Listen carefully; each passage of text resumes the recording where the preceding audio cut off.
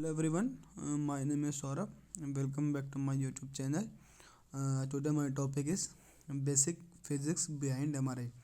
MRI के पीछे basic physics क्या होती है, हमारी वर्क कैसे करती है, उसके ऊपर मेरा आज का प्रेजेंटेशन है. So let's begin. ये आउटलाइन है मेरे पीपीटी का. जो पहला है डेफिनेशन, दूसरा प्रिंसिपल, और जो रेस्ट 5 पॉइंट्स है वो how actually an MRI works, उसके ऊपर नीचे का 5 पॉइंट्स है, जिसमें पहला होता है प्री स्कैन, दूसरा है एक्साइटेशन, तीसरा है रिलैक्सेशन, चौथा है एक्विजिशन, पाँचवा है कंप्यूटिंग एंड डिस्प्ले.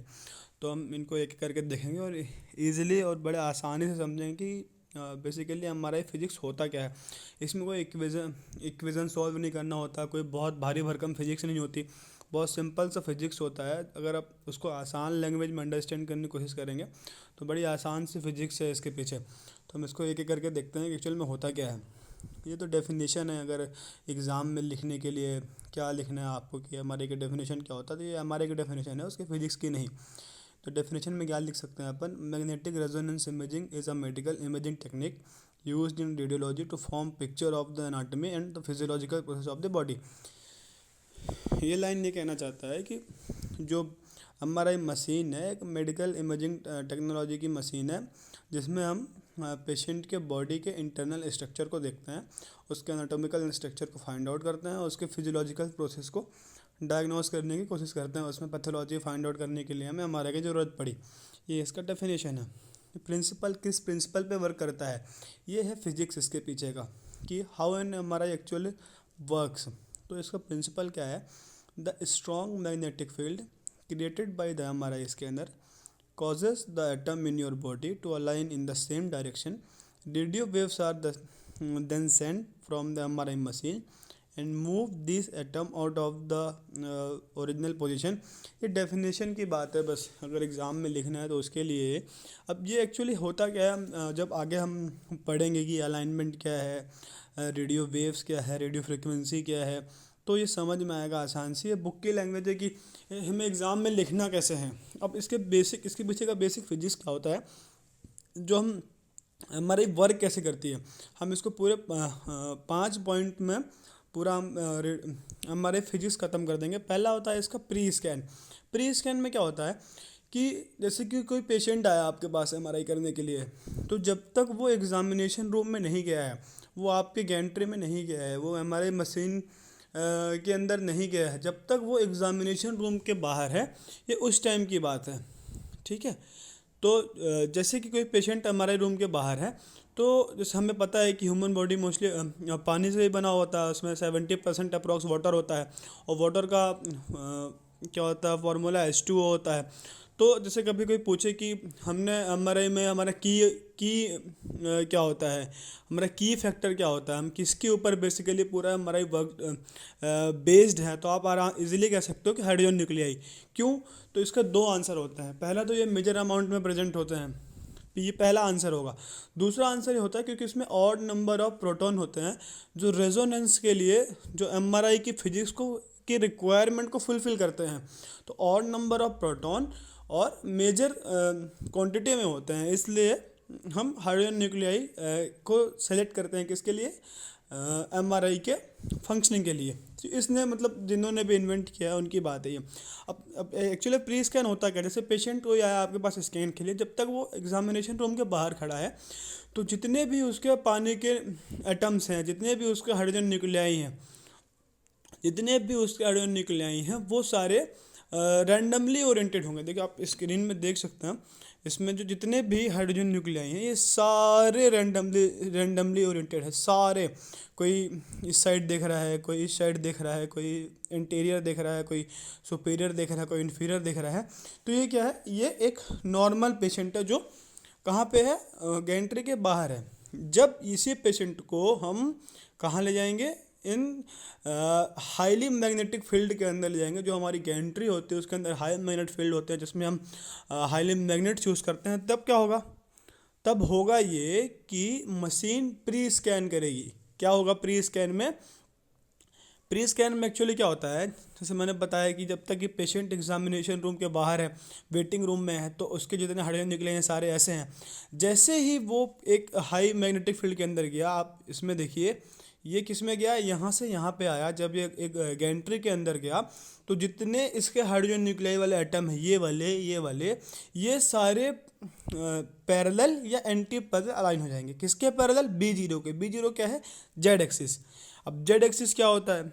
जिस डायरेक्शन में पेशेंट लेटा हुआ है, ये इसका हो गया जेड एक्सिस, ये इसका हो गया वाई एक्सिस, ये हो गया इसका एक्स एक्सिस। ठीक है, ये जेड एक्सिस, ये वाई एक्सिस, ये एक्स एक्सिस। तो जितने भी इसके क्या हैं, जितने भी इसके हाइड्रोजन न्यूक्लियाई के एटम हैं, वो सारे पैरेलल या एंटी पैरेलल अलाइन हो जाएंगे। जैसे ये पैरेलल, ऐसा ऐसा, ये पैरेलल और कुछ एंटी पैरेलल अलाइन हो जाएंगे। लेकिन इसमें की फैक्टर ये होता है, आपको की मोमेंट ये याद करने वाला चीज़ ये होता है कि मैक्सिमम हाइड्रोजन न्यूक्लियाई B0 के पैरेलल अलाइन होंगे, मतलब parallel to Z axis, Z axis के पैरेलल ही अलाइन होंगे। ये जेड एक्सिस हो गया, इसके पैरेलल ही सारे अलाइन हो जाएंगे। ठीक है, ये हो गया प्री स्कैन, ये हो गया प्री स्कैन। ये जेड एक्सिस के पैरेलल अलाइन होंगे मैक्सिमम, लेकिन सम ऑफ देम, उनमें से कुछ एंटी पैरेलल भी अलाइन होंगे, एंटी पैरेलल भी अलाइन होंगे। ठीक है, तो इसमें होगा ये कि जो ये पैरेलल और एंटी पैरेलल दोनों आपस में कैंसिल आउट हो जाएंगे। तो मैक्सिमम नंबर मैंने पहले बताया था कि पैरेलल अलाइन होंगे, तो जो एंटी पैरेलल वो दोनों कैंसिल आउट होंगे। मान लीजिए 2500 पैरेलल हुए हैं और 2000 एंटी पैरेलल हुए हैं, तो दोनों का डिफरेंस कितना है? 500। ये 500 ही हमारा नेट मैग्नेटिक वेक्टर है। क्या है? नेट मैग्नेटिक वेक्टर है। ये 500 ही हमारा नेट मैग्नेटिक वेक्टर है, इसी के ऊपर पूरी हमारी इमेजिंग बेस्ड होगी। ठीक है, ये हो गया। जब जैसे अलाइन हो गए सारे, जितने हमारे हाइड्रोजन न्यूक्लियाई थे वो along the Z axis align हो गए। ठीक है, लेकिन जब ये अलाइन हुए तो ये सिर्फ एक जगह पे ऐसे स्टेबल नहीं होते, ये अपने ही एक्सिस पे ऐसे राउंड राउंड राउंड ये मूव होते रहते हैं, ऐसा वबल करते हैं। ये इस इमेज में देखिए, इसमें ये वबल करते हैं, अपने ही एक्सिस में ये वबल करते हैं। तो इसको हम कहते हैं प्रिसीजन। जब कोई भी चीज़ अपने एक्सिस में मूवमेंट हो करती है तो उसको हम कहते हैं प्रिसीजन। अब अच्छा, ये किस फ्रीक्वेंसी के साथ प्रिसीजन कर रही है, किस फ्रीक्वेंसी से ये वबल कर रही है, इसको हम कहते हैं प्रिसिशनल फ्रीक्वेंसी। क्या करते हैं? प्रिसिशनल फ्रीक्वेंसी। तो मशीन प्री स्कैन में क्या करती है, ये की मोमेंट है इसको केयरफुली याद करना है अपने को, कि इस हाइड्रोजन न्यूक्लियाई के प्रिसिशनल फ्रीक्वेंसी को मशीन मेजर करती है। ये प्री स्कैन है, इनमें जो इसका प्रिसिशनल फ्रीक्वेंसी है इसको मशीन जज करती है कि इस किस प्रिसिशनल फ्रीक्वेंसी के साथ ये बबल कर रहा है, मूव हो रहा है ना। अब जब इसका प्रिसिशनल फ्रीक्वेंसी और मशीन, जब हम RF पल्स देंगे, दोनों जब मैच होंगे तो रेजोनेंस होगा। क्या होगा? जो ये प्रिसिशनल फ्रीक्वेंसी है ये, और जो मशीन का हम RF पल्स दे रहे हैं उसी फ्रीक्वेंसी की RF पल्स देगा तो रेजोनेंस होगा। हमने फिजिक्स में ये चीज़ पढ़ा है, ये फिजिक्स में पढ़ा है, ये रेजोनेंस होगा। ठीक है, अब हमको पता चल गया कि अब इसको एक बात और होता है, कई एग्ज़ाम में लिखने के लिए भी आती है, कि हम इस प्रिसिशनल फ्रीक्वेंसी को, एक फार्मूला है बहुत, जिसको हम लार्मा इक्वेशन कहते हैं, उसका फार्मूला होता है omega is equal to gamma into B0। यहाँ पे ओमेगा क्या है? ये प्रिसिशनल फ्रीक्वेंसी है किसकी? हाइड्रोजन न्यूक्लियाई की। ये गैमा क्या है? कुछ नहीं है, गायरो मैग्नेटिक कांस्टेंट है। B0 क्या है? ये हाई मैग्नेटिक फील्ड है, जो हमने मैग्नेट्स के थ्रू जनरेट किया है, ये हाई मैग्नेटिक फील्ड है। तो ये इक्वेशन होता है omega is equal to gamma into B0।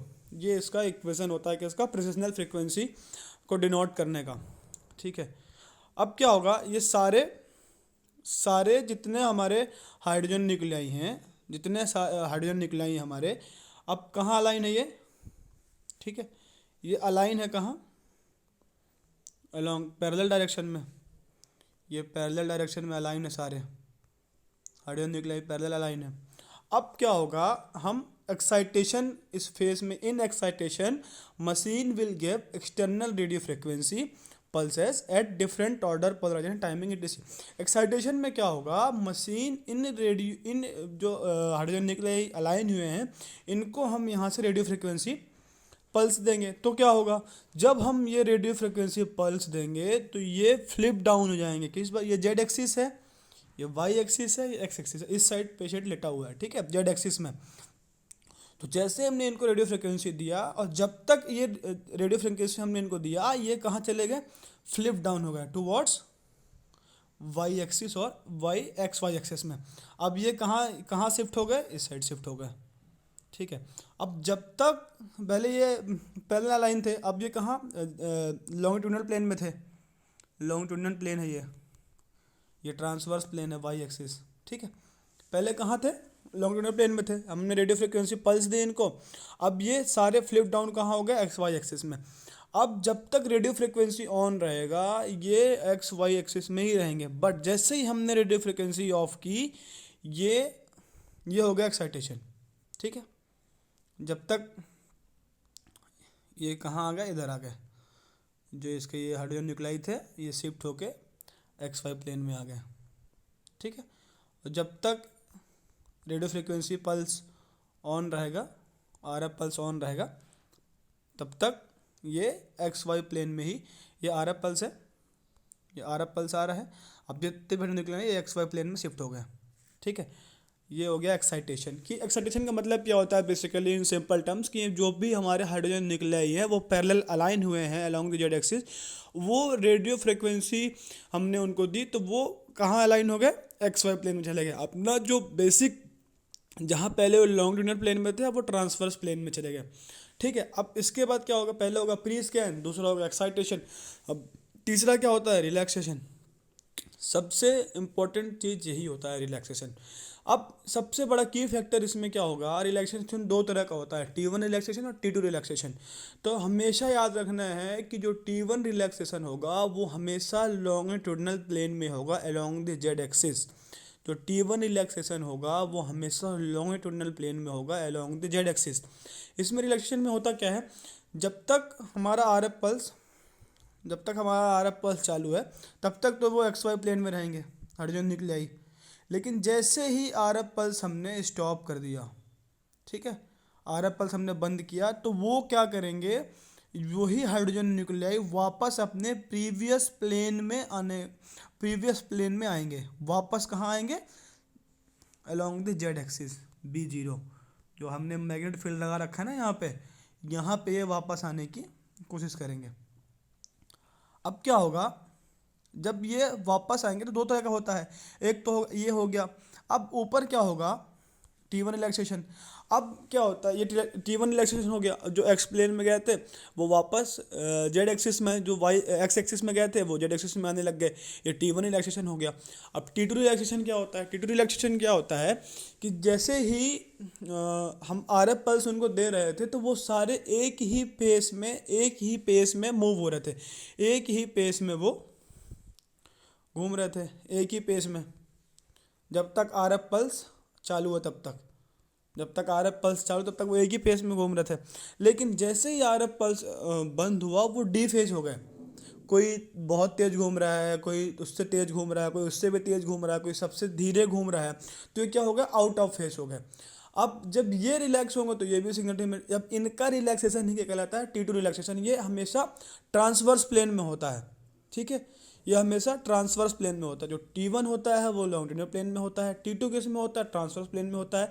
जब ये सारे न्यूक्लियाई डी फेज हो जाते हैं तब ये इनका जो रिलैक्सेशन होता है वो T2 रिलैक्सेशन कहलाता है, हो गया। अब इसके बाद क्या होता है, एक्विजिशन क्या होता है, जैसे ही हमने तीन चीज़ें पढ़ ली, प्री स्कैन, एक्साइटेशन और रिलैक्सेशन। अब चौथा होता है एक्विजिशन क्या होता है, जैसे ही वो हाइड्रोजन न्यूक्लियाई रिलैक्स होंगे तो वो सिग्नल लिमिट करेंगे। बहुत ही सिंपल सा कॉन्सेप्ट है कि जैसे ही वो हाइड्रोजन न्यूक्लियाई रिलैक्स होंगे तो वो जो आरएफ पल्स उन्होंने एब्जॉर्व किया था वो सिग्नल लिमिट करेंगे, और वो किसके द्वारा एब्जॉर्व कर लिया जाएगा, रिसीवर कॉइल के द्वारा डिटेक्ट कर लिया जाएगा।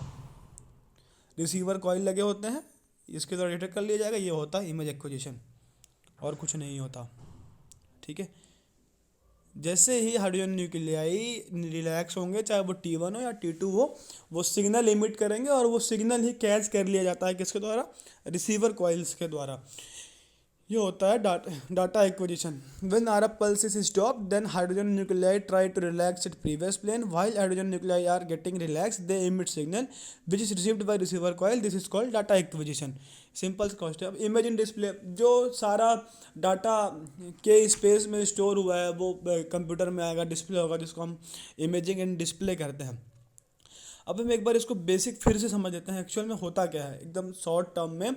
कि कोई पेशेंट आपके पास आया, वो एग्जामिनेशन रूम में आने के पहले जब तक वो गैंट्री के बाहर है, उसके शरीर के सारे हाइड्रोजन न्यूक्लियाई रैंडमली ओरिएंटेड है, वो किसी एक फिक्स डायरेक्शन में ओरिएंटेड नहीं है। बट जैसे ही वो आपके गैंट्री के अंदर आया, वहाँ हाई मैग्नेटिक फील्ड है जो 0.5 टेस्ला से 3 टेस्ला तक होता है, जो अभी तक क्लिनिकल में यूज़ होता है। तो 7 टेस्ला के ऊपर भी रिसर्च चल रहा है, पर मैक्सिमम में 0.5 टेस्ला जो 3 टेस्ला के हमारा हम यूज़ करते हैं। जैसे ही पेशेंट आपका गैंट्री के अंदर गया, उसमें क्या हुआ, जितने भी उसके हाइड्रोजन न्यूक्लियाई थे वो तो या तो पैरेलल या एंटी पैरेलल अलाइन हो गए। कहाँ, तो पैरेलल टू B0 या anti parallel to B0 along the Z axis, या जेड एक्सिस के अपोज अलाइन हो गए। ठीक है, अब क्या हुआ, जब वो अलाइन हो गया तो दोनों को आपस में कैंसिल आउट हो जाएंगे। उनमें से जो हमारा NMV बचा, नेट मैग्नेटिक वेक्टर, उसके ऊपर ही सारी इमेजिंग होगी। अब ये हो गया प्री स्कैन। दूसरा होता है मशीन उसका प्रिसिशनल फ्रीक्वेंसी को मेजर करेगी, किस फ्रीक्वेंसी के साथ हाइड्रोजन न्यूक्लियाई प्रिसिशन कर रहे हैं, ये होता है प्री स्कैन। दूसरा होता है एक्साइटेशन, हम उसमें RF पल्स देंगे। बहुत सारे पल्स सीक्वेंसेस होते हैं MRI में, pulse sequences, graded sequences, spin echo और टर्बो स्पिन इको, बहुत सारे सीक्वेंस इन पोलराइजेशन होता है जिससे हम RF पल्स देते हैं। तो ये एक्साइटेशन कहलाता है। उनको एक्साइट करना, उनके प्लेन को चेंज करना, वो जेड प्लेन में अलाइन हुए हैं उनको उत्तेजित करना। जैसे हम उनको RF पल्स देंगे वो XY प्लेन में शिफ्ट हो जाएंगे, ये होता है एक्साइटेशन। अब जब एक्साइटेशन हुआ, हमने RF पल्स को बंद कर दिया। जैसे ही RF पल्स बंद हुआ तो वो RF पल्स की वजह से तो वो दूसरे प्लेन में शिफ्ट हुए थे, हमने RF पल्स बंद कर दिया, वो फिर से अपने प्रीवियस प्लेन में आकर शिफ्ट हो गए। अब ये हो गया रिलैक्सेशन। अब चौथा क्या होता है, एक्विजिशन। हमने एक्साइट किया, फिर वो एक्साइट से रिलैक्स हुए, तो जितना उन्होंने एनर्जी एब्जॉर्व किया था, RF पल्स को एब्जॉर्व किया था, वो उसको इमिट करते रहेंगे, सिग्नल इमिट करते रहेंगे। तो वो सिग्नल को रिसीवर कॉइल क्या डिटेक्ट कर लेते हैं। अब वो कहता है डाटा एक्विजिशन। अब वो के स्पेस में जाता है। के स्पेस एक स्टोरेज कैपेसिटी होती है हमारे में, जहाँ डाटा प्राइमरी रूप से सेव होता है, वहाँ से वो इमेजिंग डिस्प्ले के लिए जाता है। ये होता है बेसिक हमारे फिजिक्स, बहुत सिंपल सा कॉन्सेप्ट है। अब कोई भी कन्फ्यूज़न हो तो यू कैन कमेंट कर सकते हैं। And thank you very much for listening में।